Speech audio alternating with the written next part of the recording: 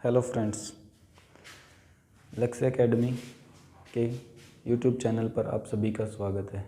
जैसा कि आप सभी जानते हैं कि लॉकडाउन में घर बैठे तैयारी नहीं कर पा रहे हैं हम लोग, तो तैयारी करने के लिए यूट्यूब का सहारा लें और यूट्यूब पर लक्ष्य कैरियर एकेडमी के चैनल को सब्सक्राइब करें। आपको यहाँ पर सारी क्लासेज प्रोवाइड करवाई जाएगी और डेली क्लासेज आपको यहाँ पे मिल जाएगी। और डेली क्लासेज लेने के लिए आपको चैनल को क्या करना पड़ेगा, सब्सक्राइब करना पड़ेगा और बेल आइकन ज़रूर दबा दें। तो हम यहाँ पे आज आपको साइंस की क्लास शुरू करवाते हैं।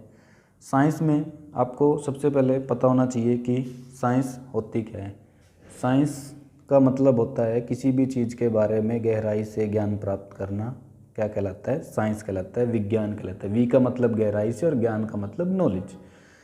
तो इसमें हम फिजिक्स, केमिस्ट्री और बायोलॉजी पढ़ते हैं। तो फिजिक्स का आज एक छोटा सा चैप्टर है जो कि हर किसी न किसी एग्ज़ाम में पूछा जा रहा है।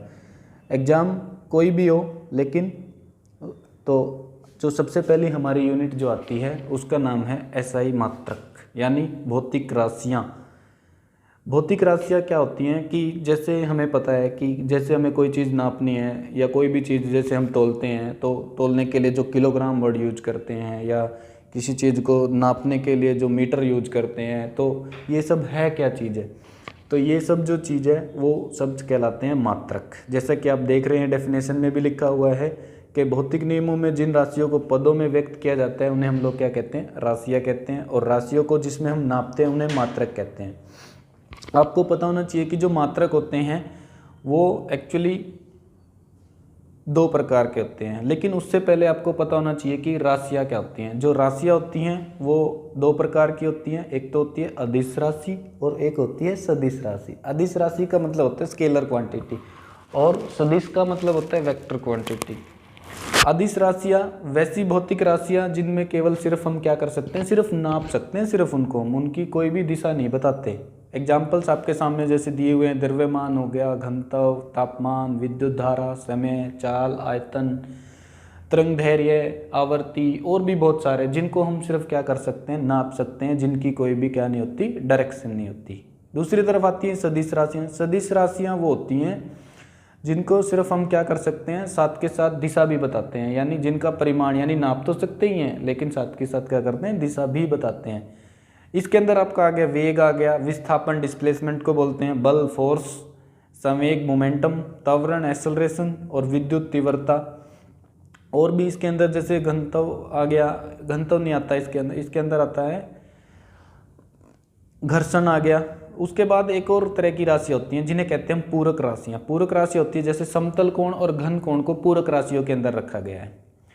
तो अब ये राशियाँ हैं जो इनको हम लोग नापते हैं और नापने के लिए जिस इकाई का हम लोग उपयोग करते हैं उसे क्या कहते हैं, मात्रक कहते हैं। तो किसी भी राशि को नापने के लिए दो तरह के मात्रक होते हैं। एक तो होते हैं मूल मात्रक और एक होते हैं व्युत्पन्न मात्रक। मूल मात्रक फंडामेंटल यूनिट्स। फंडामेंटल का मतलब जो ओरिजिनल हो, जो किसी से मिलकर ना बनी हुई हो। जैसे मीटर है, मीटर किसी से मिलकर नहीं बना हुआ। सेकंड है, किसी से मिलकर नहीं, इंडिविजुअल है, सारे अपने आप ही हैं।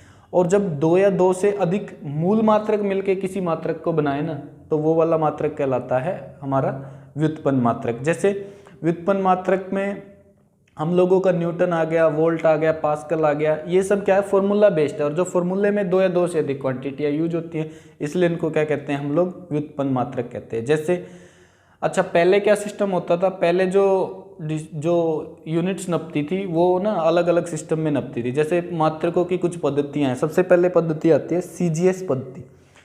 सीजीएस पद्धति जो है इसका मतलब होता है सेंटीमीटर, ग्राम और समय का मात्रक होता है सेकंड। इसे हम लोग क्या कहते हैं, फ्रेंच या मैट्रिक भी पद्धति भी कहते हैं।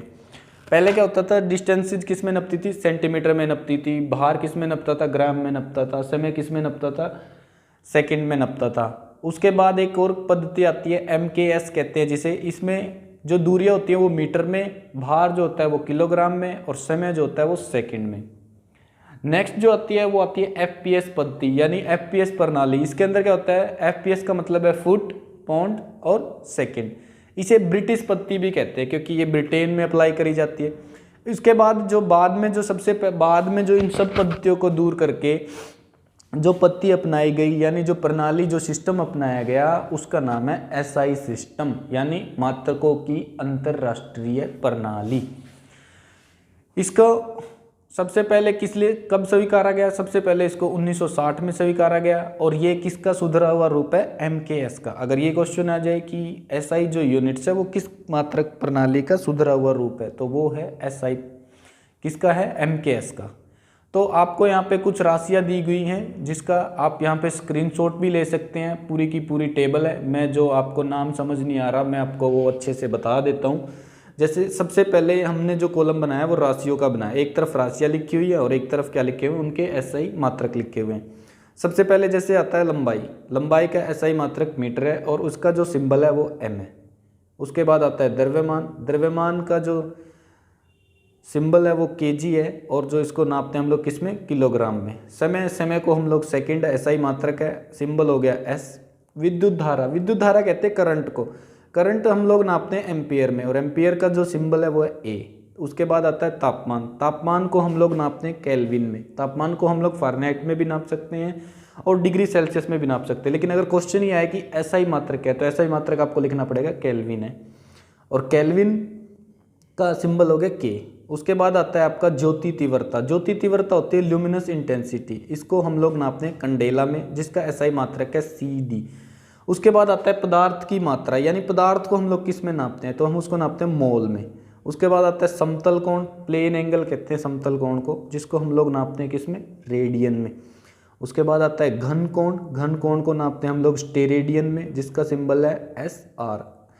उसके बाद आता है घनत्व। घनत्व कहते हैं डेंसिटी को। डेंसिटी क्या होती है? डेंसिटी होती है कि कोई भी जो चीज़ है वो ना पर एम क्यूब में कितनी भारी है। जैसे लोहा होता है ना वो पर एम क्यूब में अगर उसके अंदर वजन हम लोग नापें तो वो होता है 7850 किलोग्राम। लेकिन अगर पानी को नापें तो उसमें होता है 1000 लीटर, यानी दोनों में फ़र्क है। यानी घनत्व होता है कि कोई चीज़ कितनी भारी है और इसका एसआई मात्रक क्या है? किलोग्राम पर एम क्यूब। उसके बाद आता है त्वरण। त्वरण कहते हैं एक्सेलरेशन को। इसका एसआई मात्रक है मीटर पर सेकंड स्क्वायर। दाब। दाब कहते हैं प्रेशर को। प्रेशर का एसआई मात्रक है पास्कल। उसके बाद आता है कार्य। कार्य, ऊर्जा और उष्मा, ये तीनों एक ही यूनिट में नापे जाते हैं जिनका एसआई मात्रक एक ही है जिसको कहते हैं जूल और सिंबल क्या है? स्मॉल जे। उसके बाद आता है वोल्टेज। वोल्टेज को हम लोग नापते हैं वोल्ट में। उसके बाद आता है शक्ति। शक्ति को नापते हैं हम लोग वाट में। वेग, वेग का मीटर पर सेकंड। उसके बाद आता है आवेग। आवेग को नापते हैं हम लोग न्यूटन सेकंड में। बल, बल को नापते हैं न्यूटन में। उसके बाद आता है प्रतिबल। प्रतिबल कहते हैं स्ट्रेस को। स्ट्रेस का एसआई मात्रक क्या होता है? पास्कल। और ये अभी कलरक के एग्जाम में पूछा गया था, एचएसएससी कलरक के एग्जाम में लेटेस्ट क्वेश्चन। उसके बाद आता है चाल। चाल कहते हैं स्पीड को। वही है जो वेलोसिटी का है, वेग का है, वही इसका है, मीटर पर सेकंड। उसके बाद आता है संवेग। संवेग कहते हैं मोमेंटम को। मोमेंटम का है किलोग्राम मीटर पर सेकंड। उसके बाद आता है प्रतिरोध। प्रतिरोध होता है रेजिस्टेंस। ये जो सारी जो क्वांटिटियाँ आपको दी गई हैं ये सभी हम लोग चैप्टर वाइज सब डिस्कस करें क्योंकि ये आपके फिजिक्स में चैप्टर के अंदर आने वाली है सारी की सारी। तो डिटेल हम इनकी बाद में पढ़ेंगे। अभी हमें सिर्फ करना क्या है? हमें सिर्फ इनके एसआई मात्रक पता करने हैं क्योंकि कोई भी एग्जाम आ रहा है तो किसी न किसी एग्जाम में हमसे क्या पूछा जा रहा है? एक एसआई मात्रक जरूर पूछा जा रहा है। वो फिर एचएसएससी का हो एग्जाम हो या फिर एसएससी का एग्जाम हो या आरआरबी का एग्जाम हो, एनटीपीसी का एग्जाम हो, सीएचएसएल हो, कोई भी एग्जाम है सभी में एक न एक एसआई मात्रक जरूर पूछा जाता है। और अगर आप ये टेबल अच्छे से याद रखेंगे तो आपका कोई भी एसआई मात्रक मिस नहीं होगा। तो जैसे अभी बच गया हमारा आवेश। आवेश का गुलाम है श्यानता। श्यानता कहते हैं विस्कोसिटी को। विस्कोसिटी होती है गाढ़ापन, कोई चीज़ कितनी गाढ़ी है उसको नापते हैं हम लोग पवाजली में। उसके बाद आता है चुंबकीय तीव्रता। चुंबकीय तीव्रता का एसआई मात्रक होता है टेस्ला। उसके बाद आता है चालक। चालक का मतलब होता है कंडक्टर। कंडक्टर का एसआई मात्रक है महो। ये अभी जो एग्ज़ाम हुए थे एचएसएससी के सिविल जेई का जो एग्ज़ाम था उसके अंदर आया हुआ था ये महो वाला क्वेश्चन। तो आपको कोई भी एग्जाम होगा उसमें एक न एक क्वेश्चन जरूर मिल जाएगा एसआई यूनिट से। तो उसके बाद आता है चालकता। चालकता का एसआई मात्रक होता है ओम इनवर्स, मीटर इनवर्स। उसके बाद आता है आवर्ती। आवर्ती कहते हैं फ्रीक्वेंसी को। फ्रीक्वेंसी का एसआई मात्रक होता है हर्ट्ज। जैसे वो रेडियो चैनल नहीं लगाते हैं वही वाला है ये। उसके बाद आता है तरंग धैर्य। तरंग धैर्य का मतलब होता है वेवलेंथ। वेव का मतलब होता है कि कोई भी वेव कितनी दूर तक जाती है वह उसकी लंबाई को हम लोग क्या कहते हैं, तरंग दैर्घ्य कहलाते हैं। और तरंग दैर्घ्य का जो SI मात्रक है वो क्या है, एंगस्ट्रोम है। उसके बाद आता है रेडियो सक्रियता। रेडियो सक्रियता का SI मात्रक क्या है, क्यूरी। अच्छा एक छूट गया है, धारिता। धारिता का SI मात्रक क्या है, फेराड। कैपिस्टेंस, कैपिस्टेंस को किस में नापते हैं हम लोग, फेराड में नापते हैं। ठीक है, उसके बाद लंबाई, ये वाले तो जितने भी, अच्छा जो अकेले लिखे हुए हैं वो वाले मात्रक तो कौन से हैं, वो सारे तो कहलाते हैं फंडामेंटल यूनिट, आपके मूल मात्रक। और जो 2 ये मीटर पर सेकंड स्क्वायर लिखा हुआ है, किलोग्राम पर मीटर क्यूब लिखा है, तो ये फॉर्मूला बेस्ड, ये वाले कहलाते हैं आपके डिराइव्ड यानी व्युत्पन्न। इनको क्या करा गया है, मूल मात्रकों से निकाल के बनाया गया है। तो उसके बाद आपका आता है लंबाई के कुछ प्रयोगात्मक मात्रक हैं, जैसे कि कन्वर्जन आ जाते हैं कि इसमें कितने, जैसे 1 सेंटीमीटर में कितने mm होते हैं, 1 मीटर में कितने सेंटीमीटर होते हैं, 1 किलोमीटर में कितने मीटर होते हैं। तो कई बार ये भी पूछ लेता है, जो बहुत से बंदों को याद नहीं होते। जैसे 1 एंगस्ट्रॉम का मतलब क्या होता है, 1 एंगस्ट्रॉम का मतलब होता है 10⁻⁻10 मीटर।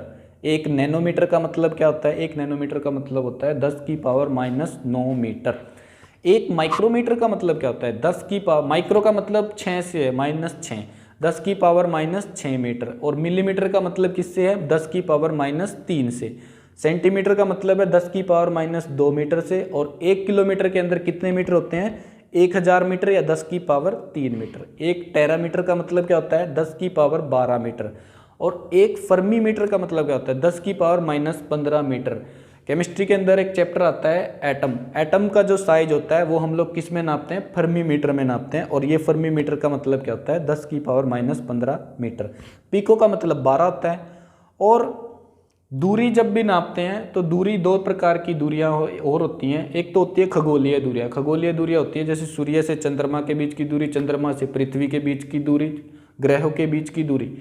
तो उन दूरियों को हम लोग किस प्रकार नापते हैं, तो प्रकाश वर्ष में नापी जाती हैं। वो वाली दूरियां किस में नापी जाती हैं, प्रकाश वर्ष में नापी जाती है। और 1 प्रकाश वर्ष की वैल्यू पूछ लेता है, कई बार आया हुआ है एग्जाम में, रेलवे के एग्जाम में भी आया हुआ है। तो 1 प्रकाश वर्ष की जो वैल्यू होती है वो होती है 9.46 × 10⁻15 मीटर, जैसे कि आप स्क्रीन पे देख भी रहे हैं। और एक बात आप जरूर याद रखें कि चैनल को सब्सक्राइब करना ना भूलें, बेल आइकन दबा दें ताकि आने वाली सभी वीडियो आपको मिलती रहें। उसके बाद आता है जैसे लंबाई जो होती है उसको हम लोग मीटर में भी नापते हैं, किलोमीटर में भी नापते हैं और प्रकाश वर्ष में भी नापते हैं। तो लंबाई का जो सबसे बड़ा मात्रक है ना, वो इनमें से भी कोई सा नहीं है। इनमें से कौन सा है, पारसेक है। और पारसेक का मतलब क्या होता है, जो कि प्रकाश वर्ष से भी 3.26 गुना क्या है, बड़ा है। अगर प्रकाश वर्ष की वैल्यू पूछ ले तो 9.46 × 10⁻15 मीटर, और पारसेक की वैल्यू पूछ ले तो 3.26 × प्रकाश वर्ष कर दो तो कितनी वैल्यू आएगी, 3.08 गुना 10⁻16 मीटर। उसके बाद क्या आता है कि कई बार क्या करता है, ऐसा यूनिट को अगर और घुमा के पूछना हो तो कैसे पूछता है, वो पूछता है कि उनका डायमेंशनल फॉर्मूला बता दो। डायमेंशनल फॉर्मूले में कुछ नहीं करना होता, इसके अंदर सिर्फ राशियों को किस में लिखना होता है, MLT सिस्टम में लिखना होता है। M का मतलब होता है मास, मास का मतलब द्रव्यमान। L का मतलब क्या होता है, L का मतलब होता है लेंथ यानी लंबाई में कन्वर्ट कर देना है उसको। और T का मतलब है टाइम यानी सेकंड में कन्वर्ट कर देना है। जैसे उनके अंदर अगर ये वाली चीज़ें मिली हुई हैं, ये वाली चीज़ें दी हुई हैं, तो हम उस फॉर्मूले को कन्वर्ट कर सकते हैं। जैसे कि मैंने लिखा हुआ भी है यहाँ पे कि चाल, चाल का मतलब क्या होता है, दूरी, दूरी डिवाइड बाई समय। समय, दूरी को नापते हैं हम लोग मीटर में और समय को नापते हैं हम लोग सेकंड में। यानी दूरी m/t, तो m की पावर 1 हो गया और t ऊपर चला गया तो -1 हो गया। l यहाँ पे हम लोग 0 लिखेंगे। तो ऐसे ही कुछ मैंने एक टेबल दी हुई है जिसका आप स्क्रीनशॉट ले सकते हैं।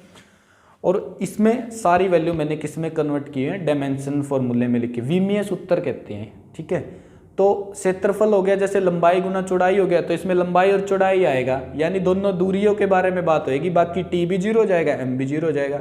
सेम आयतन में भी ऐसे ही होएगा। वेग में क्या होएगा, वेग क्या होता है, विस्थापन डिवाइड बाई समय, यानी इसमें टाइम भी आ गया और दूरी भी आ गई, यानी L और T में वैल्यू मिलेगी। त्वरण में भी ऐसा ही होगा, बल में भी ऐसा ही होगा, कार्य, घनत्व, सभी के फॉर्मूले आपकी स्क्रीन पर दिए हुए हैं, जिसको आप क्या कर सकते हैं, नोट कर सकते हैं। उसके बाद आता है कि तापमान जो होता है, तापमान हमें क्या बताया जाता है कि तापमान जनरली हम लोग किस में मेज़र करते हैं? सबको अगर किसी से भी आप पूछोगे ना तो वो बोलेगा डिग्री सेल्सियस में। अगर किसी को बोलेंगे ना कि तेरे को कितना तापमान है, मतलब आपका तापमान कितना है या बुखार कितना है, तो वो बोलेगा मेरे को तो ना 102 डिग्री बुखार हो गया। जबकि ऐसा नहीं होता है, क्योंकि जब तापमान डॉक्टर जो नापता है वो किस में नापता है? फ़ारेनहाइट में नापता है। अगर डिग्री सेल्सियस में नापेगा तो जो टेम्परेचर होएगा वो हमारा कितना होएगा? मनुष्य के शरीर का जो औसत तापमान होता है वो कितना होता है? 37 डिग्री सेल्सियस होता है। अगर आप इसको केल्विन में कन्वर्ट करोगे तो ये होगा 310 केल्विन, और अगर आप इसको फ़ारेनहाइट में कन्वर्ट करने जाओगे तो 98.6 फ़ारेनहाइट, जो कि डॉक्टर आपको बताता है। 98 से अगर ऊपर चला जाता है तो आपको फीवर हो जाता है, और 98 से अगर नीचे चला जाता है तो आपको क्या हो जाती है? कोल्ड लग जाती है। अब ये 37 डिग्री का 310 कैसे हो गया, और 310 केल्विन का 98.6 फ़ारेनहाइट कैसे हो गया? तो इसको कन्वर्ट करने के लिए आप नीचे फॉर्मूले में लिखा हुआ है कि जब भी आप डिग्री सेल्सियस को केल्विन में बदलोगे ना तो आपको सिर्फ क्या करना है? उसमें 273 ऐड कर देना है। जैसे अगर 100 डिग्री सेल्सियस को आपको क्या करना है? केल्विन में बदलना है, तो 100 + 273 कर दिया तो आपका कितना हो गया? 373 केल्विन हो गया। सेम ऐसे ही अगर केल्विन को डिग्री सेल्सियस में बदलना है तो आपको उसमें क्या करना पड़ेगा? -273 करना पड़ेगा। तो सेम वही फॉर्मूला आपके पास आ जाएगा। लेकिन जब डिग्री सेल्सियस को और फ़ारेनहाइट को बदलते हैं ना तो उसके लिए एक फॉर्मूला है जो कि क्या है? F = 9 / 5 डिग्री सेल्सियस है ये, +32 का प्रयोग करते हैं। जैसे मान लो कि मुझे अब यहाँ पे 0 डिग्री सेल्सियस को बदलना हो तो मैं C डिग्री सेल्सियस की जगह पे 0 रख दूंगा, तो 9/5 वाली टर्म तो क्या हो जाएगी? 0 हो जाएगी, और जो 32 है वो केला बचेगा। यानी 0 डिग्री सेल्सियस पे क्या होता है? 0 डिग्री सेल्सियस पे पानी जमता है। अगर पूछ ले कि फ़ारेनहाइट पे कितने पे जमता है, तो फ़ारेनहाइट पे कितने पे जमता है? 32 फ़ारेनहाइट पे जमता है। और ऐसे ही हम लोग क्या कर सकते हैं? पानी का बॉइलिंग पॉइंट भी निकाल सकते हैं 100 डिग्री सेल्सियस। कई बार पूछ लेता है कि फ़ारेनहाइट और डिग्री सेल्सियस क्या होते हैं, दोनों बराबर कब होते हैं? तो फ़ारेनहाइट और डिग्री सेल्सियस दोनों बराबर, इसके लिए अगर पूरी डिटेल में आपको देखना है तो आपको नेक्स्ट वीडियो देखनी पड़ेगी, ठीक है। तो अभी अगर आपको डायरेक्ट याद करना है तो आप डायरेक्ट भी याद कर सकते हैं। तो फ़ारेनहाइट और डिग्री सेल्सियस दोनों -40 डिग्री सेल्सियस पर बराबर होते हैं। फॉर्मूले में अगर F की जगह पे आप C रखोगे और C की जगह पे आप रखोगे तो आपकी ये वाली वैल्यू आ जाएगी। उसके बाद क्या आता है कि अगर आप -273 डिग्री सेल्सियस ये को अगर आप केल्विन में बदलने जाओगे तो +273 करते समय वो 0 केल्विन हो जाएगा। और ऐसे तापमान को हम लोग क्या कहते हैं? परम शून्य तापमान कहते हैं। यानी आज तक इससे नीचे तापमान नोट नहीं किया गया है, इसलिए इसको हम लोग क्या कहते हैं? परम शून्य तापमान कहते हैं, एब्सोल्यूट जीरो टेम्परेचर कहते हैं। और पानी का जो बॉइलिंग पॉइंट होता है वो 100 डिग्री सेल्सियस होता है, और पानी का जो फ्रीजिंग पॉइंट यानी कि हिमांक जो बिंदु होता है वो कितना होता है? 0 डिग्री सेल्सियस होता है। और ये आपके पास लिखा हुआ है, आप ये नोट कर सकते हैं कि पानी 0 डिग्री सेल्सियस पर तो क्या होता है? जमता है। 273 केल्विन भी बोल सकते हैं इसको, और 32 फ़ारेनहाइट भी बोल सकते हैं। और पानी उबलता कितने पे है? डिग्री सेल्सियस में पूछे तो 100 डिग्री सेल्सियस पे, और केल्विन में पूछे तो 373 केल्विन पे, और फ़ारेनहाइट में पूछे तो 212 फ़ारेनहाइट पे। जो ये 212 फ़ारेनहाइट है ये अभी एचटेट के एग्जाम में 2019 वाले में 6 जनवरी 2019 को जो एग्जाम हुआ था उसमें पूछा हुआ था। मोस्टली बच्चे क्या कर देते हैं, उनको पता नहीं होता, कन्वर्जन नहीं याद होते उनको। तो आपको ये कन्वर्जन, मैंने इसमें फॉर्मूला भी लिखा हुआ है, इसमें आपको सब कुछ लिखा हुआ है, आप यहाँ से देख सकते हैं। तो अभी इंट्रोडक्शन के लिए ये वाली यूनिट आपकी कंप्लीट हो गई है। किसी को ऐसा यूनिट पूछना है तो कमेंट में पूछ सकते हैं किसी भी चीज़ की। उसके बाद आपको नेक्स्ट क्लास कल से दूसरी प्रोवाइड करवाई जाएगी जिसके अंदर हम गति के बारे में पढ़ेंगे। और आगे आने वाले सभी चैप्टरों के लिए आप क्या करना होगा? आपको सिर्फ क्या करना है? सब चैनल को सब्सक्राइब करना है, और आपको क्या करना है? बेल आइकन दबाना है।